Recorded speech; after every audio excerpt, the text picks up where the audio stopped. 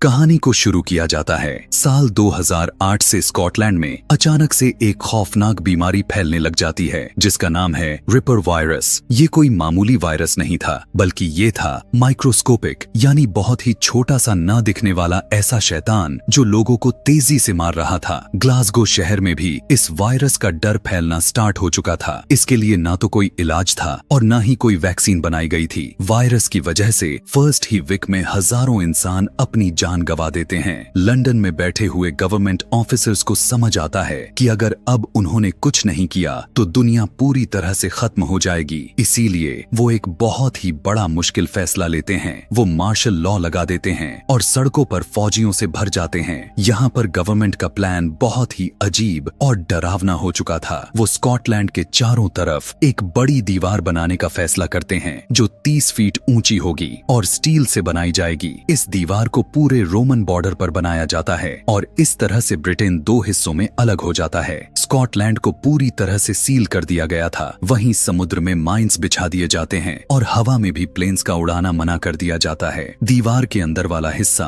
Quarantine zone था जहां पर ज्यादा से ज्यादा इन्फेक्टेड लोग थे। उन्हें बिना इलाज के मरने के लिए छोड़ दिया गया था। यहाँ हमें दिखाया गया कि जब इस दीवार का डोर बंद होने ही वाला था तो क्वारंटाइन जोन का हर इंसान इस दरवाजे से बाहर निकलने की कोशिश करने लगे थे, इसी कोशिश में कि वो किसी तरह अपनी जान बचा ले। मगर आर्मी वाले ऐसा बिल्कुल भी करने नहीं दे रहे थे और उसी भगदड़ में हम पागल हो चुकी एक औरत को देखते हैं जो किसी तरह अपनी बेटी की जान बचाना चाहती थी। वो भागते हुए एक हेलीकॉप्टर के पास चली गई और एक सोल्जर से मदद की गुहार लगाने लग जाती है, यह कहते हुए कि प्लीज मेरी बेटी वायरस से इन्फेक्टेड नहीं है, इसे यहाँ से लेकर जाओ। सोल्जर उसे कहने लगे कि तुम्हारी जगह इस हेलीकॉप्टर में नहीं बची हुई है। तब उस बच्ची की माँ कहने लगी मुझे छोड़ो, मेरी बेटी को लेकर चले जाओ। जाते जाते वो माँ अपनी बेटी के हाथ में एक चिट पकड़ा जाती है जिस पर उसके घर का एड्रेस लिखा हुआ था, इस उम्मीद में कि वो और उसकी बेटी किसी न किसी दिन अपने घर पर मिल ही जाएंगी। इस क्वारंटाइन वाले जोन में खाने पीने की चीजें और जरूरत की चीजें धीरे धीरे सब खत्म हो जाता है। लोग जिंदा रहने के लिए आपस में लड़ने लग जाते हैं। सड़कें खून, आग और लाशों से भर जाती हैं। कुछ वक्त के बाद यहाँ की लाइट्स भी बंद हो जाती हैं। बाहर के दुनिया को लगता है कि स्कॉटलैंड के अंदर हर इंसान मर चुका है और वो क्वारंटाइन जोन एक हिस्ट्री बनकर रह गई है। पर ऐसा हुआ भी था या नहीं, यही जानने के लिए यह पूरा कहानी 27 साल आगे बढ़ जाती है। अब साल चल रही है 2035। दुनिया अब उस क्वारंटाइन जोन को भूल चुकी है, लेकिन अब ब्रिटेन की हालात भी काफी खराब हो चुके हैं। दुनिया में इतना बड़ा चेंज आने की वजह से वहाँ पर भी चीजों की कमी हो चुकी है। लोग भूखे और बेरोजगार हैं। यहाँ पर हम मिलते हैं उस छोटी बच्ची से जो उस दिन बच गई थी। यहाँ पर उसका नाम हमें ईडन पता चलता है और अब वो डोमेस्टिक सिक्योरिटी फोर्स में एक मेजर बन चुकी है।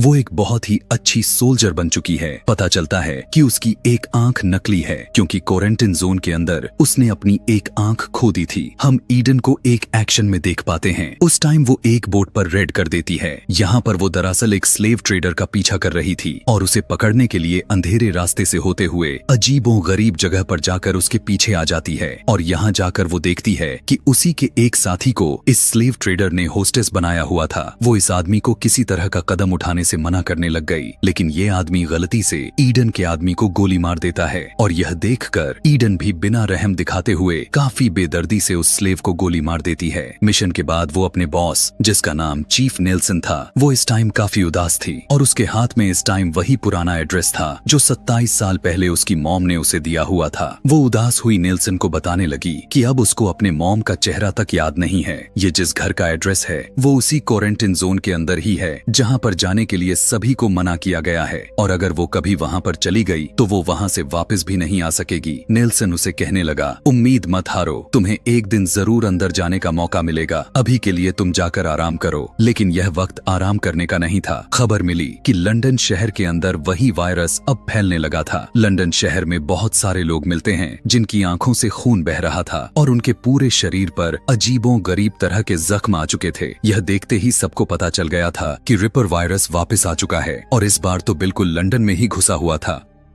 गवर्नमेंट में भी पैनिक होने लग चुकी थी। प्राइम मिनिस्टर भी परेशान हो चुके हैं क्योंकि जानते हैं कि अगर यह वायरस दोबारा से फैलने लग गया तो लाखों लोग मर जाएंगे। वो पहले वाले पुराना तरीका अपनाने का सोचते हैं, लंदन को लॉक्ड करने का। लेकिन यहाँ पर उसका सेक्रेटरी कैनरिस एक बहुत ही घिनौना सलाह देते हुए कहने लगा कि लोगों को मरने दो ताकि इकोनॉमी को बचाया जा सके और बस हमें अपने आप को बचाने का कोई रास्ता ढूंढो। लेकिन इसमें किसी के बचने का चांस ही तो नहीं था। तब कैनरिस प्राइम मिनिस्टर के सामने ही एक बहुत ही बड़ा राज खोलते हुए बताता है कि उन्होंने कभी भी स्कॉटलैंड के क्वारंटाइन जोन के अंदर नजर रखना नहीं छोड़ी हुई थी। वो कुछ सैटेलाइट्स फोटोज दिखाया और उन्हें बताने लगा कि सालों तक वहाँ के लोग अभी भी जिंदा हैं। अगर 27 साल बाद लोग अभी भी जीवित हैं तो इसका मतलब है कि उस वायरस का क्योर यानी इलाज ढूंढ लिया था और अब इन लोगों को भी वायरस से बचने का तरीका उसी जोन के अंदर ही मिल सकती थी। गवर्नमेंट अब पूरी तरह से एक खतरनाक प्लान बनाती है कि उन्हें एक टीम को उस क्वारंटाइन जोन के अंदर भेजना होगा ताकि वो क्योर ढूंढ कर ला सके।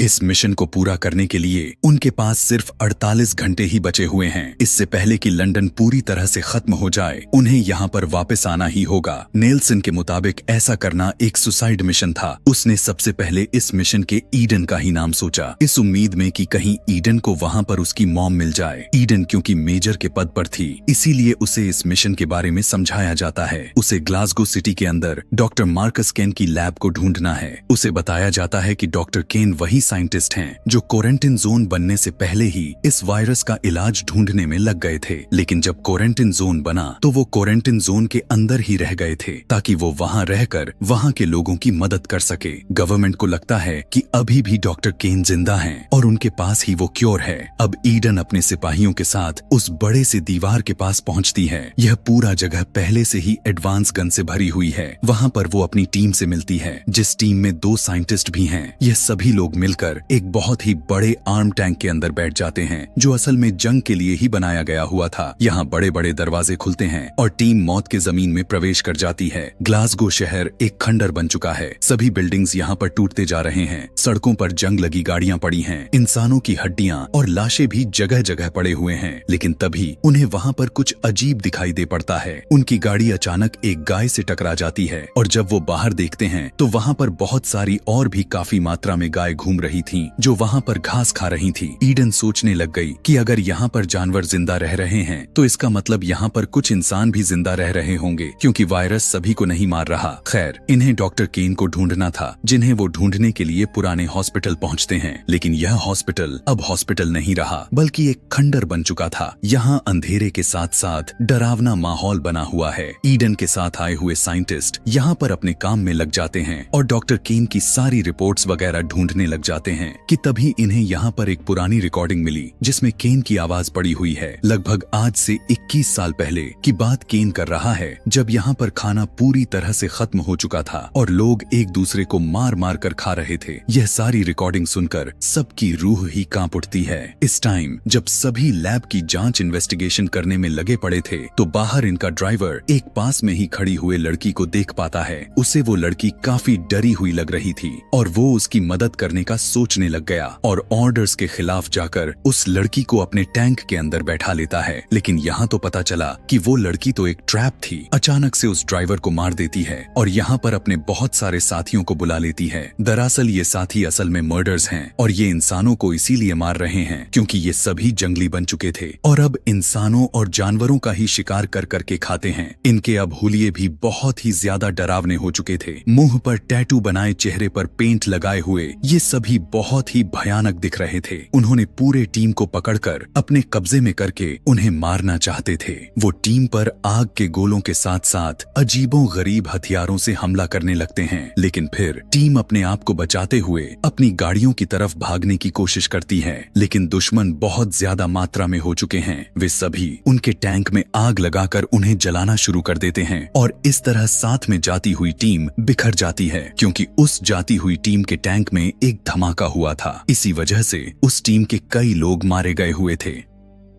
यहाँ पर ईडन और उसके साथ का साइंटिस्ट दोनों भागने में कामयाब हो चुके थे, लेकिन यहाँ पर मर्डर्स हर जगह पर भरे पड़े हैं और बहुत ही ज्यादा तेज के साथ खूंखार भी हैं। इसी भगदड़ में ईडन उनसे बहुत बहादुरी के साथ लड़ती है, लेकिन दुश्मन ज्यादा होने की वजह से उसकी गोलियां खत्म हो जाती हैं और इस तरह उसे और उसके साइंटिस्ट को पकड़ लिया जाता है, जबकि उसका एक दूसरा साथी और दूसरा साइंटिस्ट अंधेरे में छुपकर बच निकलते हैं। ईडन और उसके साथ के सभी मर्डर्स घसीटते हुए यहाँ से ले जाकर इन्हें एक शहर के बीच हेडक्वार्टर में लेकर आया जाता है और इन दोनों को अलग अलग सेल्स में बंद कर दिया जाता है। और यहाँ पर हमारी मुलाकात यहाँ के गैंग लीडर से होती है, जिसका नाम है सोल। सोल बिल्कुल एक पागल आदमी था, वो भी पूरे टैटू के साथ भरा हुआ था। वो यहाँ पर ईडन को मारने की बजाय उससे सवाल करने लगा कि तुम दीवार के उस पार से यहाँ क्या करने के लिए आई हो। सोल असल में बाहर के दुनिया के लोगों से नफरत करता है, क्योंकि उन लोगों ने सोल की दुनिया के लोगों को यहाँ मरने और उन्हें सड़ने के लिए छोड़ दिया था। ईडन उसे बता देती है कि वहाँ पर भी उसी तरह के वायरस फैल गया है और इसी वायरस का क्योर लेने के लिए यहाँ पर आई हुई है, जो कि डॉक्टर केन बना रहे हैं। बात सुनकर सोल जोर जोर से हंसने लग जाता है और बताता है कि डॉक्टर केन कोई और नहीं बल्कि मेरा ही बाप है और वो एक झूठा इंसान है। केन ने हमेशा सबको बताया कि बाहर की दुनिया मर चुकी है, पूरी तरह से खत्म हो चुकी है, लेकिन ईडन ने यहाँ आकर साबित कर दिया था कि केन झूठ बोल रहा था और यह झूठ वो हमेशा से साबित करने में लगा हुआ था। इसीलिए जब उसे इस बारे में पता चला तो अब वो अपनी इस जीत का जश्न मनाने का डिसाइड करता है। वो अपने पूरे गैंग को एक बड़े कंसल्ट हॉल में बुलाया। यहाँ का नजारा बहुत ही अजीब दिखाई दे रहा था, ऐसा लग रहा था कि यहाँ कोई सर्कस हो रही हो। सोल यहाँ पर ईडन की साथी साइंटिस्ट को बुलाया और उसके आते ही यहाँ पर आसपास के लोग उस पर पेट्रोल छिड़क कर उसे बेधड़क जिंदा ही जला डालते हैं। उसकी पुकार को सुनकर जेल के अंदर पड़ी हुई ईडन भी समझ जाती है कि उसके साथी के साथ कुछ बहुत बुरा हुआ है। पता चलता है कि ये लोग इसी तरह बाहरी इंसानों को जिंदा जलाकर उन्हें पकाकर खा जाते हैं। आज का शिकार उनका यही साइंटिस्ट था। इस टाइम ईडन को समझ में आ चुका था कि अगर उसे बचना है तो किसी तरह उसे यहाँ से निकलना ही होगा। वो एक आदमी को अपने करीब बुलाते हुए उसे एब्यूज करते हुए उससे जेल का दरवाजा खुलवा लिया और फिर उस गार्ड को मारते हुए यहाँ से भाग निकलती है। इधर पास वाले सेल में एक और लड़की बंद पड़ी थी, जिसका नाम कैली था। कैली बताती है कि वो डॉक्टर केन की बेटी है और सोल की बहन है। इस टाइम वो ईडन को बताते हुए कहने लगी कि मैंने तुम्हारे और सोल दोनों की बातें सुनी हुई हैं। मुझे पता है कि तुम डॉक्टर केन की तलाश में यहाँ आई हो और मैं तुम्हें वहाँ तक लेकर जा सकती हूँ। बताने लग गई कि डॉक्टर पहाड़ों में एक कैसल बनाकर रहता है। उसकी ऐसी बातें सुनकर ईडन केली को भी आजाद करवा दिया और दोनों यहाँ से भागने की कोशिश करते हैं, लेकिन रास्ते में यहाँ वाइपर आ जाती है जो सोल की फ्रेंड है और बहुत ही ज्यादा खतरनाक है। फौरन से दोनों आपस में लड़ने लग गए। ईडन और उसमें जबरदस्त फाइट होती है, लेकिन यहाँ पर ईडन पूरी तरह से ट्रेंड थी। इसी तरह वो उसकी हर वार से खुद को बचा लेती है और आखिर में उसी को मार देती है, जिसके बाद ईडन और कैली शहर से भागने लग चुके थे और रास्ते में उन्हें अपने बाकी के दोनों साथी जो अंधेरे में छुप गए थे वो भी मिल जाते हैं। अब ये चारों मिलकर यहाँ से भाग रहे थे, लेकिन मर्डर्स मोटरसाइकिल से इनका पीछा करने लग जाते हैं। वो चारों एक ट्रेन स्टेशन की तरफ भागते हैं और एक पुरानी ट्रेन में चढ़ने में कामयाब हो जाते हैं और किसी तरह बड़ी मुश्किल से उस पागल गैंग से दूर निकल जाते हैं। इसी ट्रेन के अंदर कैली अपनी और अपनी डैड की कहानी बताने लग गई। वो बताती है कि डॉक्टर केन जंगलों में रहते हैं और वहाँ वो एक अलग तरह की दुनिया चला रहे हैं, जहाँ शहर में सोल की गैंग पागलपन करता है, वहीं केन एक मेडिवल राजा महाराजा की तरह रहता है। उसने हर तरह से पुराने जमाने वाले तरीके को अपना लिए हैं। वो सभी ट्रेन से उतर गए और कैली इन्हें पहाड़ी के अंदर बने केव में लेकर जाती है। इस केव के अंदर बहुत सारा सामान स्टोर किया गया था, जिसे देखकर ईडन और उसके सारे साथी हैरान हो चुके थे। ये सभी जब केव के दूसरी तरफ निकलकर बाहर आए तो यह देखकर हैरान परेशान रह गए कि वहाँ का नजारा बिल्कुल ही बदल चुका था। हर तरफ हरियाली थी, घोड़े थे और बिल्कुल ऐसी दुनिया थी जैसे कभी आज से 100-200 साल पहले हुआ करती थी। और यहाँ का नजारा देखकर ऐसा लग रहा था कि इंसान सही मायनों में जिंदगी गुजार रहे थे। ये लोग अभी यही सब देख ही रहे थे कि अचानक घोड़ों पर सवार कुछ सोल्जर इनके पास आ जाते हैं। इन्होंने हाथों में तलवारें और पुराने जमाने के वेपन्स लिए घूम रहे हैं। पता चलता है कि ये केन के सोल्जर्स हैं। ईडन यहाँ पर कुछ सोचते समझते हुए अपने आप को सरेंडर कर देती है, क्योंकि वो जानती है कि यही एक सीधा रास्ता है जिससे वो केन तक पहुँच सकती थी। उन लोगों को पत्थरों से बने हुए एक बहुत बड़े किले के अंदर लेकर जाया जाता है। अंदर सारा कुछ पुराने जमाने जैसा ही दिखाई दे रहा था। यहाँ पर बिजली नहीं थी और जगह जगह मशालें जलाए हुए थे। डॉक्टर केन इस टाइम किसी बादशाह की तरह एक तख्त पर बैठा हुआ दिखाया गया। यहाँ ईडन उससे बात करती है और उसे बताने लग गई कि लंदन में ठीक उसी तरह से वायरस वापस आ गया है। लोग काफी तेजी से मर रहे हैं और उन्हें और इंसानियत को बचाने के लिए क्योर चाहिए। उसकी बात सुनकर केन उसके ऊपर किसी पागलों जैसा हंसने लग जाता है और उन्हें एक कड़वा सच बताते हुए कहने लगा कि उस वायरस का कोई भी क्योर यानी कोई इलाज ही नहीं है। वो बताता है कि मैंने तो कभी कोई दवाई वैक्सीन बनाई ही नहीं थी। स्कॉटलैंड में जो लोग जिंदा बचे हैं वे किसी गोली या वैक्सीन से नहीं बचे, वो सभी अपने नेचुरल इम्यूनिटी की वजह से बचे हैं। उन सभी की बॉडी वायरस से लड़ चुकी है। केन उसे कहता है कि ये तो बस एक नेचुरल सर्वाइवल का एक तरीका है। कभी भी नेचर पूरी इंसानियत को खत्म नहीं करती, लेकिन इस दुनिया को साफ करने के लिए वो जरूर कभी ना कभी इस तरह के वायरस लेकर आती रहती है, जिससे सभी कमजोर लोग मारे जाते हैं और जो लोग मजबूत होते हैं बस वही इस दुनिया में बच जाते हैं, जो आगे की नस्लें चलाकर इंसान को बढ़ा सके। उसकी ऐसी बातें सुनकर ईडन को पता चल जाता है कि केन उसकी हेल्प करने से साफ मना कर रहा है और यहाँ पर केन उसे यह भी बात बता देता है कि वो बाहर की दुनिया से और वहाँ के लोगों से सख्त नफरत करता है। वो चाहकर भी वहाँ के लोगों की मदद नहीं कर सकता।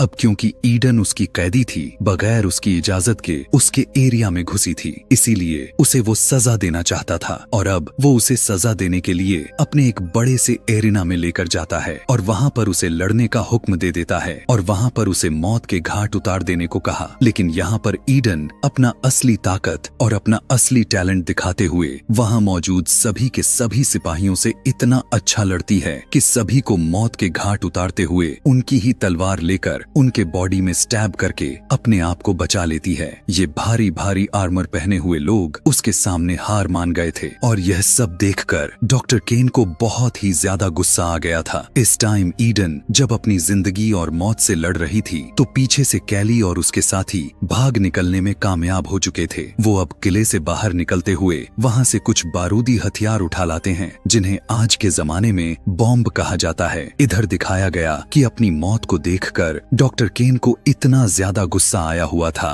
कि उसने ईडन को गोली से भून देने का ऑर्डर दे दिया था, लेकिन उससे पहले ही कैली और उसके साथी ने आकर यहाँ पर एक बड़ा धमाका कर दिया और इस तरह से ईडन की जान बच गई। यहाँ पूरे किले में अफरा तफरी मच चुकी थी और ईडन अपनी हथियार उठाते हुए अपने दोस्तों तक पहुँच जाती है। ये लोग भागते हुए किले के पीछे एक अंडरग्राउंड बंकर में पहुँच गए। वहाँ उन्हें कुछ ऐसा मिला जिसकी इन्हें उम्मीद भी नहीं थी। एक चमकती हुई सिल्वर बेंटली रेसिंग कार जो सालों से यहाँ बंद पड़ी थी। ये लोग चाबी घुमाते हुए कार को स्टार्ट कर देते हैं। कार भी चल पड़ी और इन लोगों की खुशी का ठिकाना ही नहीं रहता। ईडन, कैली और साइंटिस्ट उसमें बैठ जाते हैं, जबकि सार्जेंट नॉर्टन डॉक्टर केन के भेजे हुए उन्हें रोकने की कोशिश में लग जाते हैं और इसी कोशिश में वो तीरों के हमले में मारा जाता है और ईडन उसे मरता हुआ देखकर दुखी हो जाती है। लेकिन अब दुख मनाने का टाइम नहीं था। वो एक्सेलरेटर दबाकर कार को यहाँ से ले जाती है। रास्ते में वो सैटेलाइट फोन से अपने चीफ नेल्सन से कांटेक्ट करके उसे वो सारा सच बता देती है कि यहाँ पर कोई भी क्योर नहीं है, लेकिन एक रास्ता बचा हुआ है जिससे वैक्सीन बनाया जा सकता है। यहाँ पर जो बचे हुए लोग थे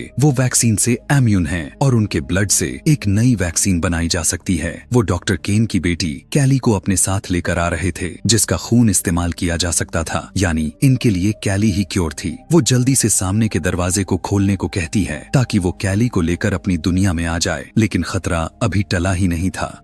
सोल और उसके मर्डर्स का गैंग उन्हें ढूंढ लेता है। असल में वो पहले से ही इनका हाईवे पर इंतजार कर रहे थे। इस तरह स्कॉटलैंड की सुनसान सड़कों पर हाई स्पीड लड़ाई शुरू हो जाती है। मर्डर्स अपनी ट्यूटी फ्यूटी पुलिस कार्स, बाइक्स और एक बड़ी सी बस के साथ उनका पीछा करने लग चुके थे। सोल अपने मॉडिफाइड कार से ईडन का पीछा करने में लगा हुआ था और इस टाइम वो काफी गुस्से से पागल होता हुआ नजर आ रहा था, क्योंकि ईडन ने उसकी काफी क्लोज फ्रेंड को मार दिया था। गुस्से की आग में 100 की स्पीड चलती हुई कार से निकलकर सोल जंप करते हुए ईडन के कार के ऊपर आ जाता है। इस टाइम वो बहुत ही ज्यादा ताकतवर लग रहा था। वो छत को तोड़कर इन्हें मारने की कोशिश करता है। यहाँ दिखाया जाता है कि ईडन एक हाथ से गाड़ी चला रही थी और दूसरे हाथ से सोल से लड़ने में लगी पड़ी थी। गाड़ी के अंदर ताबड़तोड़ हाथापाई शुरू हो जाती है। यही सब देखते ही दूसरा डॉक्टर भी इनकी हेल्प करने की कोशिश करता है, लेकिन सोल रुकने का नाम ही नहीं ले रहा था। सामने सड़क पर मर्डर्स की बस रास्ता रोककर खड़ी हो चुकी थी, लेकिन ईडन नहीं रुकने वाली थी। वो फुल स्पीड में कार को भगाती है और गाड़ी जोर से उस बस के 2 टुकड़े करते हुए आगे निकल जाती है। उसी धमाके में सोल का हाथ फिसल गया और वो नीचे गिर जाता है और ये सभी फाइनली सभी मर्डर्स को हराते हुए दीवार तक पहुंच जाते हैं। हमें दिखाया गया कि यहाँ पहले से ही गवर्नमेंट की हेलीकॉप्टर आ चुका था जो इंतजार नहीं कर पा रहे थे, लेकिन पता चलता है कि इसमें नेल्सन नहीं था बल्कि वही चालाक ऑफिसर कैनरिस था जो पहले से ही प्राइम मिनिस्टर को अपने इशारों पर नचाता रहता था। सच्चाई तो यह था कि क्योर उसी को चाहिए था। ईडन और डॉक्टर कैली के साथ बाहर आते हैं। कैनरिस कैली को देखता है और समझ चुका था कि यही वैक्सीन बनाने के लिए डोनर होने वाली है। उसे देखकर वो खुश हो चुका था, लेकिन तभी वो कुछ ऐसा कहता है जिससे उसकी असलियत सामने आ जाती है। वो ईडन से कहता है कि तुम कैली का ख्याल रखना, हमें अब यह वैक्सीन नहीं चाहिए। असल में वो चाहता था कि लंदन में वायरस थोड़ा सा और फैल जाए ताकि ज्यादा लोग मर जाएं और इकोनॉमी पहले से और भी मजबूत हो जाए। वो बताता है कि इस टाइम प्राइम मिनिस्टर भी उस वायरस से मर चुके हैं और अब वही नया प्राइम मिनिस्टर है। यहाँ पर एक और घिनौनी साजिश यह भी पता चला कि कैनरिस ने ही लंदन के अंदर उस वायरस को फैलाया हुआ था ताकि उसे जल्द से जल्द पावर मिल सके। इस टाइम उसका प्लान यह था कि जब ज्यादा वायरस फैल जाएगा तब वो इस वैक्सीन को सामने लेकर आएगा और सबके लिए हीरो बन जाएगा। ईडन के साथ जो साइंटिस्ट था वो यह सुनकर गुस्से से भड़क जाता है। वो कैली को अब इस शैतान के हवाले नहीं करना चाहता था, लेकिन ईडन यहाँ अपने साथी के कंधे पर हाथ रखती है और उसे इशारा करते हुए समझाने की कोशिश करती है कि उनके पास अब कोई और दूसरा ऑप्शन नहीं बचा। कैनरिस कैली को हेलीकॉप्टर में बैठाकर यहाँ से लेकर जाता है, यह सोचते हुए कि वो जीत गया है। जाते टाइम यहाँ पर ईडन का साथी रोने लग जाता है। उसे लग रहा था कि वो हार गया, लेकिन यहाँ ईडन उसे अपनी साइड का वॉर दिखाती है। उसने जो दाव खेला हुआ था वो बहुत ही स्ट्रॉन्ग था। उसने कैनरिस की सारी बातें रिकॉर्ड कर ली थी, जिसके जरिए अब वो कुछ भी कर सकती थी। कैनरिस को ब्लैकमेल भी कर सकती थी और इंसानियत के लिए लड़ भी सकती थी। इसके बाद वो गाड़ी को लेकर यहाँ से निकल जाती है। कुछ ही देर में हमें दिखाया जाता है कि उसका साथी नेल्सन यहाँ पर आया और सीधा उस एड्रेस पर आता है जो हमेशा से ईडन के पास हुआ करता था, क्योंकि वो जानता था कि ईडन उसे यहीं पर मिलेगी। अब क्योंकि नेल्सन ने उसे बाप की तरह पाला हुआ था, इसीलिए उसे सब पता था। यहाँ पर वो और नेल्सन बैठकर बातें करने लग जाते हैं। ईडन उसे कैनरिस की रिकॉर्डिंग दे देती है और कहती है कि इसे बर्बाद कर देना। उसे लेकर नेल्सन उससे पूछने लगा कि मिशन तुम्हारा कंप्लीट हो चुका है, क्या अब तुम वापस चलना पसंद करोगी? वो नेल्सन को यह कहते हुए मना कर देती है कि आज के बाद वो इस क्वारंटाइन जोन से बाहर नहीं आएगी। यही उसका घर था और वह यहीं रहेगी। नेल्सन लंदन शहर वापस आ जाता है और आते ही वो सारी रिकॉर्डिंग न्यूज में चलवा देता है। ऐसा होते ही कैनरिस का सारा करियर वहीं पर बिखर जाती है। वैक्सीन भी जल्द बनाकर लोगों तक पहुंचा दिया गया था और बहुत सारे लोग बच जाते हैं। मूवी के पोस्ट क्रेडिट सीन में हमें उन मर्डर्स का हेडक्वार्टर्स को दिखाया गया। अब उनका कोई लीडर ही नहीं रहा था, क्योंकि सोल भी धमाके में मारा गया था और उसकी फ्रेंड भी मारी जा चुकी थी। इस टाइम वो नए लीडर के बारे में सोच ही रहे थे कि अचानक से दरवाजा खुला और यहाँ पर ईडन सोल का कटा हुआ सर लेकर आई हुई थी, क्योंकि उसने उनके लीडर को मारा हुआ था। उनकी नई लीडर भी वही था और इसी तरह उनका यहाँ का नया लीडर दिखाते हुए यह मूवी कहानी यहीं पर खत्म हो जाती है। ऐसे ही और भी मूवी एक्सप्लेनेशन वीडियोस देखने के लिए कमेंट में नेक्स्ट लिखना ना भूलें। Thanks for watching.